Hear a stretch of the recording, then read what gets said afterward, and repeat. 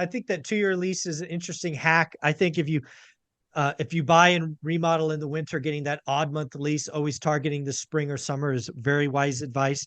Nicer neighborhoods. It's funny, my average turnover in my houses is almost 8 years. That's Um, awesome. yeah, it's certainly better than apartments. Apartments are under 2 years. That can get very expensive very quickly. What else do you got? What other things do you think about to reduce vacancies? So another thing I do to reduce vacancy is always make the property a good deal for my tenants. Keep them there. I want my tenants to stay forever. I want them to stay forever. I never want them to leave, right? Right. So that will avoid major upgrades and vacancy and everything. So I do a variety of things to keep them there. First of all, I try my hardest. I don't really try. I try not to raise rent very much. So Right. when I do raise rent, right, because if you remember, depending upon where you are, even if you don't raise your rent, you still have two other things increasing every single year.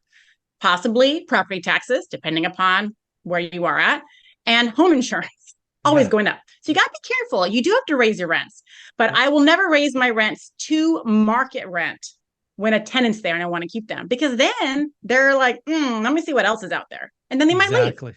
So Yeah. I'm always leaving it just a little bit, $50 a month, below market rent or 75 Yeah. to always make my property be the best deal.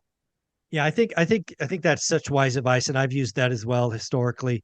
When you have tenants that are doing the right things, they're calling on repairs that need to be done, they're paying their rent, keeping keeping the rents below market, because you don't want to cause that choice, right? Mm-hmm. Once you go to market, it's a choice.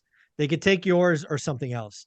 You want to be below that, so they really don't have a choice. I think that's very wise Yeah. advice.